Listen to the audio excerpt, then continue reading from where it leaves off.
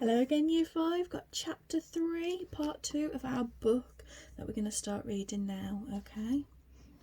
And the chapter was called, if I can remember, was it A Birthday Surprise. So here we go. The walk home that day was very quiet.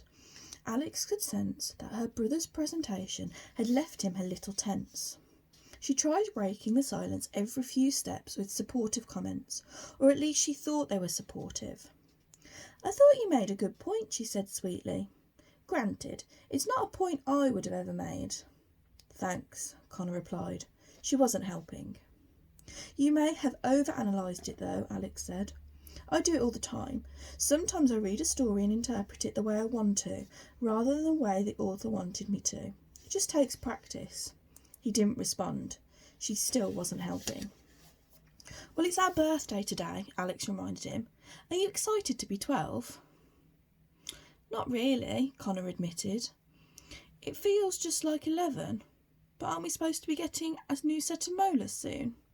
"Come on, let's be positive," Alex insisted. "Even though we aren't doing anything exciting for our birthday, we should stay optimistic. There are plenty of things to look forward to. One more year until we'll be teenagers." "I suppose," Connor said. "Only 4 more years left and we can drive. And 6 years left until we can vote and go to college." That was all they had to come up with. Their cheerfulness was hollow, and they both knew it, so they just stayed silent for the remainder of the walk. Even if they had the most extravagant party in the world waiting for them at home, birthdays were always going to be hard for them. School had been predictable. The walk home had been typical. The whole day had seemed normal. There wasn't anything out of the ordinary to make their birthday feel special at all. Until they got home and saw a bright blue car pull into their driveway. "Grandma!" the twins said in perfect unison. "Surprise!" yelled their grandmother, getting out of her car. She was so loud the entire neighbourhood could hear her. The twins ran up to her with huge smiles on their faces. They only saw their grandmother a couple of times a year and were stunned to see her in their driveway, with no prior warning. Their grandmother hugged both of them so tight they thought they'd pop. "Look at you two," she said. "You both look like you've grown a foot since the last time I saw you." Their grandmother was a petite woman with long grey brown hair that was pulled back in a tight braid. She had the warmest smile and the kindest eyes in the world, which wrinkled pleasantly when she smiled, just like the twins' dad's eyes had. She was cheerful and energetic, and exactly what the twins needed. She always wore bright dresses and her signature shoes with white laces and brown heels. She was never more than a few feet away from her large green travel bag and blue purse, and although their grandfather had died many years before, she always wore her wedding ring. "We had no idea you were coming," Connor said. "It wouldn't be a surprise if you knew I was coming," Grandma said. "What are you doing here, Grandma?" Alex asked. "Your mum called and asked me to stay with you while she's at work," Grandma told them. "I couldn't let you spend your birthday alone, could I? Thank goodness I was in the country." Their grandmother was retired and spent most of the year travelling around the world with other retired friends. They travelled to mostly third world countries and read to sick children in hospitals and taught other children of the communities to read and write. "Come help me with the groceries," Grandma told the twins. She opened her trunk and the twins began unloading bags and bags filled with food into the house. It was enough food to last them for weeks. Mrs. Bailey was sitting at the kitchen table going through another stack of mail with bright red warning labels on them. She quickly pushed them to the side when the twins and their grandmother paraded into the kitchen with the groceries. "What's all this?" Mrs. Bailey asked. "Hello, dear," Grandma said to her. "I'm planning on cooking the twins a huge birthday dinner and wasn't sure what you had in the house, so I went to the store and picked up a couple of things." Their grandmother always had a talent for sugar-coating the truth. "You didn't have to go to all this trouble," Mrs. Bailey said, shaking her head, unprepared for the kind gesture. "It wasn't any trouble at all," Grandma said with a small but reassuring smile. "Alex, Connor, how about you go and get your birthday presents from the front seat of my car, and I'll catch up with your mum for a second. But don't open them until tonight." They happily did as she asked. Presents was a word that had been absent from their vocabulary for a long time.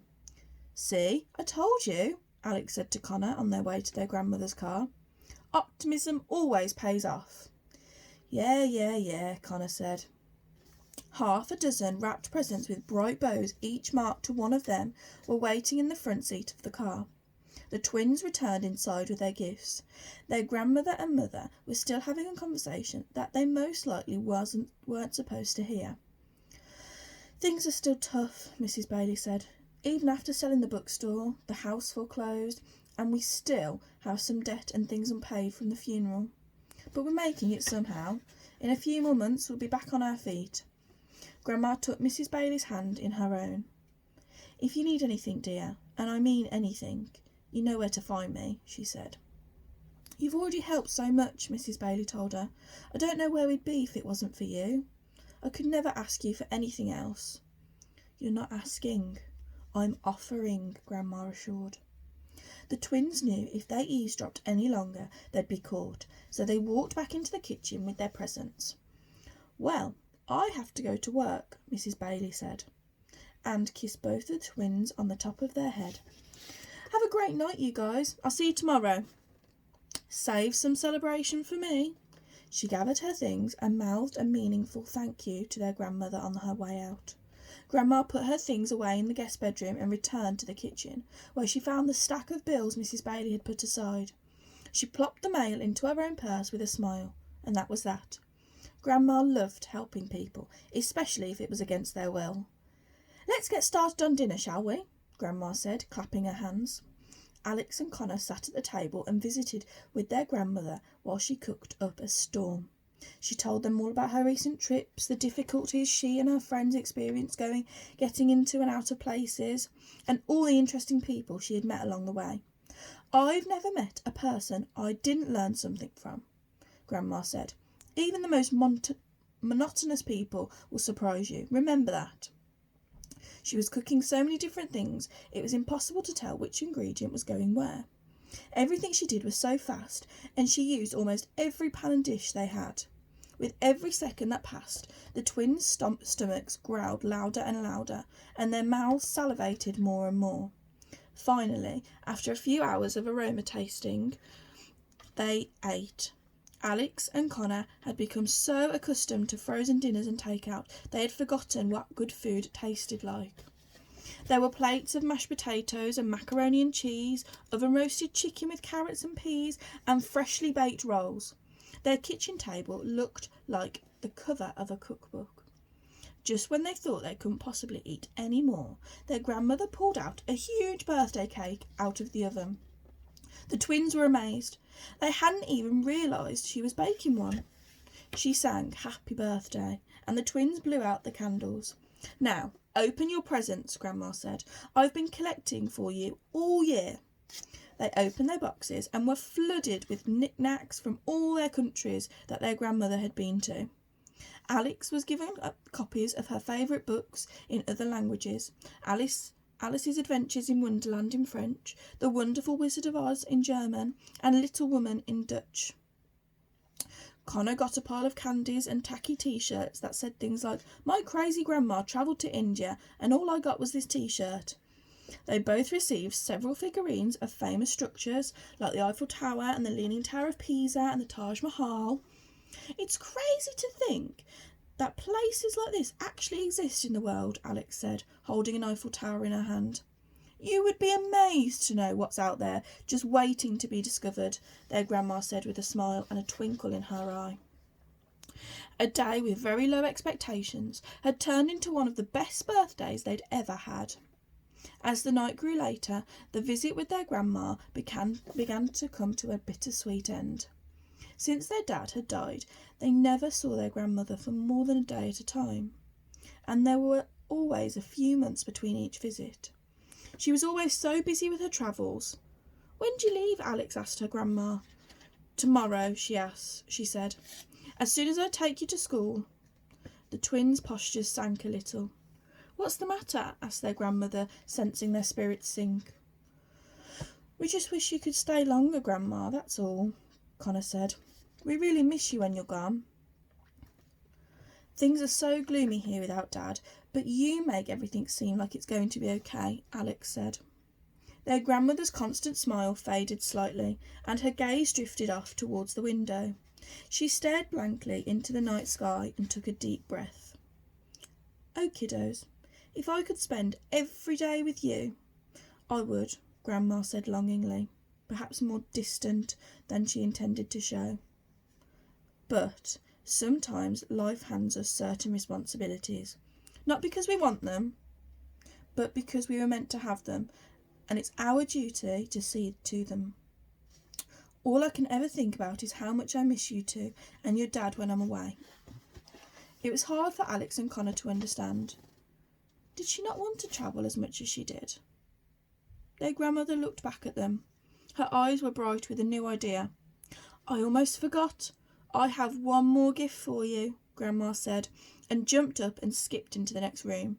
She returned carrying a large old book with a dark emerald cover titled The Land of Stories in gold writing.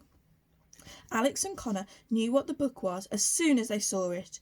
If their childhood could be symbolised by an object, it was this book. "It's your old storybook," Alex proclaimed. "I haven't seen that in years." Their grandmother nodded. "It's very old and has been with our family for a long time," Grandma told them. "I take it with me everywhere I go and read it to the children in other countries.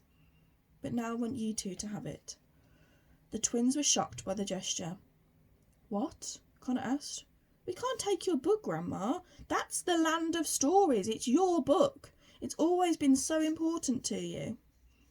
Their grandmother opened the book and flipped through the pages.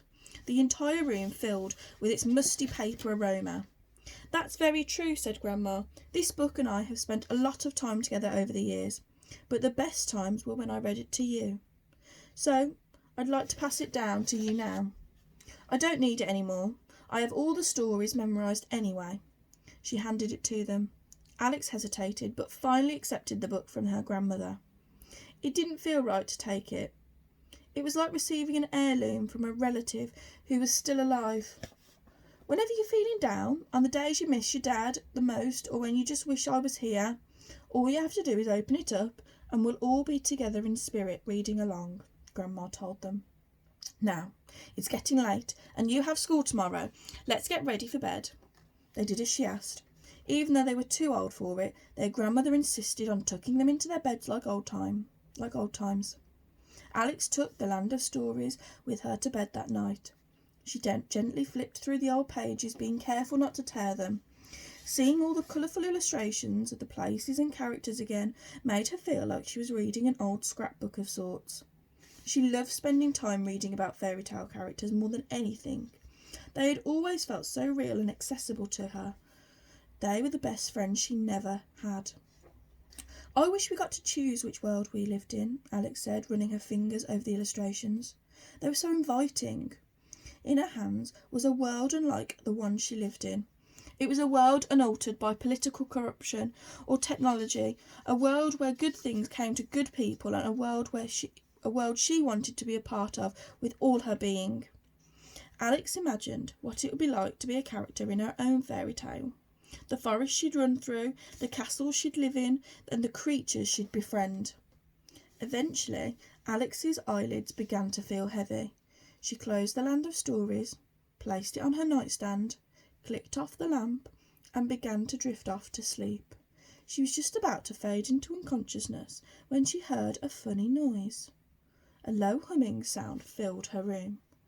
"What in the world?" Alex said to herself, and opened her eyes to see what it was. She saw nothing. "That's strange," she said. She closed her eyes once more and began to drift back to sleep. The humming noise began to buzz through the room again. Alex sat up and looked around her room and finally found out what was making the noise. It was coming from inside the Land of Stories on her nightstand, and to her amazement, the pages were unmistakably glowing. And that's the end of chapter 3. And then the next chapter, which we'll start reading tomorrow, is chapter 4, and it's called the land of stories. So I wonder what's going to happen. Maybe you can tell me, maybe get your parents to email me and tell me what you think is going to happen next. And I will see you tomorrow and we'll start figuring out what's going to happen in this book. Okay, make sure you're staying safe, make sure you're getting your exercise as well. Okay, and I will see you tomorrow. Bye.